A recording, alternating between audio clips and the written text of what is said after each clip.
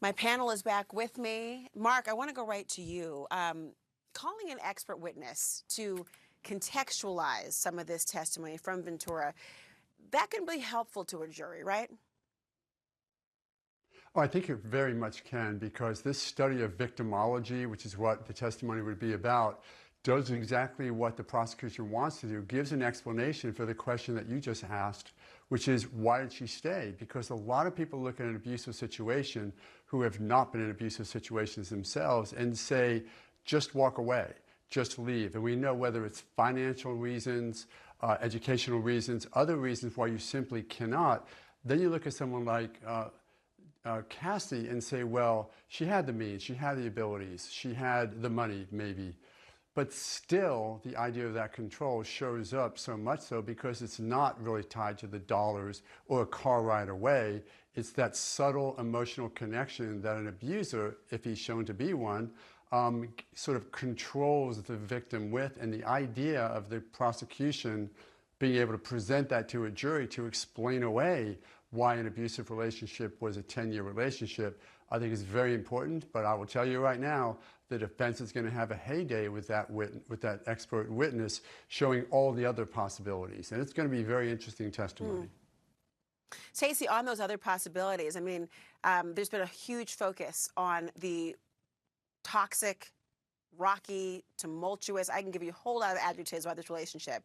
Are they spending too much time on that more broadly than the elements of the specific crimes that he's being charged with, or are they just trying to lay the foundation for connecting the dots? I think the prosecution is trying to make out their case, because we always have to keep in mind in this trial, this is an unusual situation.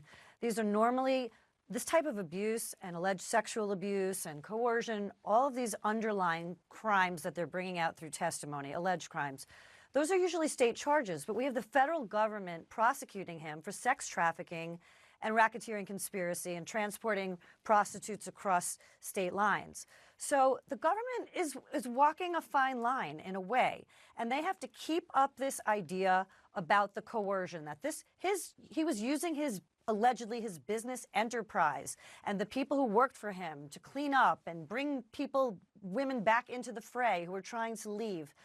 But all in all this testimony about the abuse and the domestic violence, I'm going to repeat what the defense attorney argued in the opening statement. Domestic violence does not equal sex trafficking, and domestic violence does not equal racketeering conspiracy.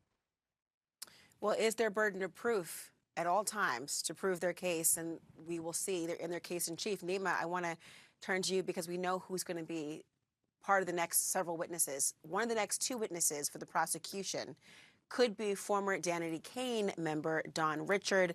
She actually sued Combs for alleged battery, for sexual harassment, for false imprisonment. Is it the right move to bring up two accusers back to back? It is, Lauren. This is why. We heard Lisa talk about the psychology of an abuse victim, and Mark touched upon it as well. And it's not abnormal to love your abuser. You can be abused, send words of affirmation, and still be physically and sexually abused. But to the extent that there are other victims that are telling the same story of physical and sexual violence who are not in a loving relationship with Sean Diddy Combs, that is very helpful. So someone like Richard, victim 4, victim 2. These are individuals that participated in freak-offs or were employees of Combs. They're going to tell the same story without the emails and text messages that we saw today. And jurors might have a tough time believing one victim, even if that victim is Cassie Ventura, but the prosecution wants to overwhelm them with the sheer number of victims telling that same story. And when they go back into that jury deliberation room, it is going to be very difficult for the jurors to disbelieve everyone. They want the walks like a duck, sounds like a duck phenomenon to occur in their case. Thank you, everyone. I mean, an attorney for